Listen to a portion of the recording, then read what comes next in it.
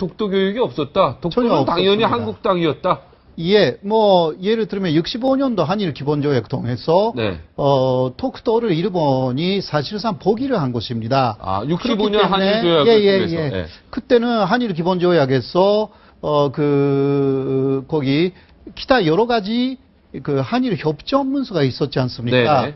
근데 당시 박정희 정권에서는 이 독도 문제를 한국 쪽에 유리하게 네.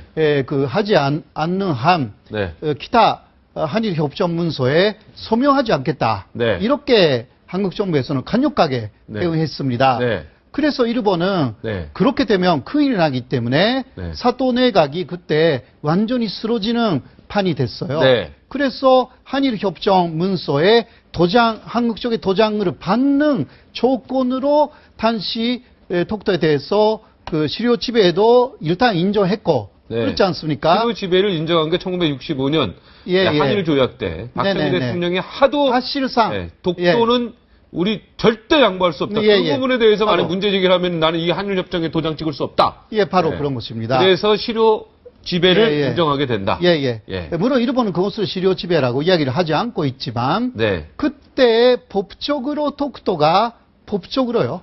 일본 것이 된다라는 모든 가능성이 사라졌습니다. 아, 그때 끝난 거다. 이미 예, 65년. 사실상 그러니까 지금 그 ICJ 국제사법재판소에 그 일본이 그 독도 문제를 가져가려고 하지 않습니까? 네. 그렇다 하더라도 이쪽에서 거부하면 네. 이게 재판 자체가 성립되지 않습니다. 그렇죠.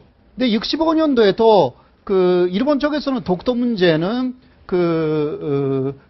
거기 조정으로 해결하자 네. 이런 식으로 그 이야기했다고 하지만 네. 그런 증거가 없고요. 네. 독도 미략이라는 문제가 단어를 아니라 주장하죠. 예. 미략이라는 것은 그 어떤 작가가 만들어낸 이야기고 네. 일본 정부도 그런 미략한 데가 없다. 그렇게 그러면 말하고 있습니다. 자, 우리가 실효 지배하고 있으니까 일본이 지금 독도를 차지하는 방법은 강제 침탈해서 정복하는 것밖에 없네요. 그죠? 법적으로는 국제사법적으로도 우리나라가 우위에 있으니까요. 근데 저는 호사카 교수님하고 조금 다릅니까? 의견을 달리합니다. 네.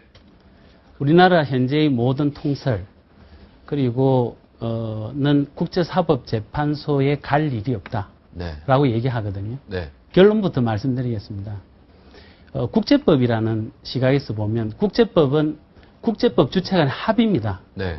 그런데 3헬이 0에 12헬이 0에 바뀌어가는 국제법 질서를 보면 시대에 따라 바뀝니다. 네. 지금 방금 그 말씀은 뭐냐면 임의간할건이라고 해서 당사자가 반드시 합의해야만 ICJ에 제소된다. 현재 룰 맞습니다. 네. 모든 교과서에도 그렇게 되어 네네. 있습니다.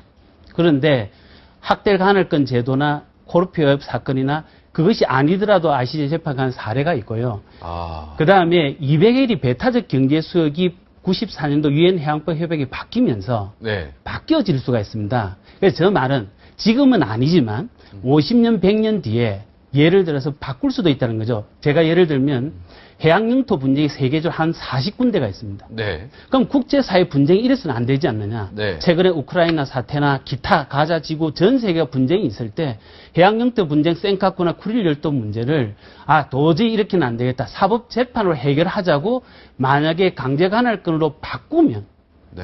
그때는 우리가 원치 않아도 가야 된다는 거죠. 그래서 제 말씀은 1%의 가능성이 있을 수도 있는 걸 준비하자. 대비하자.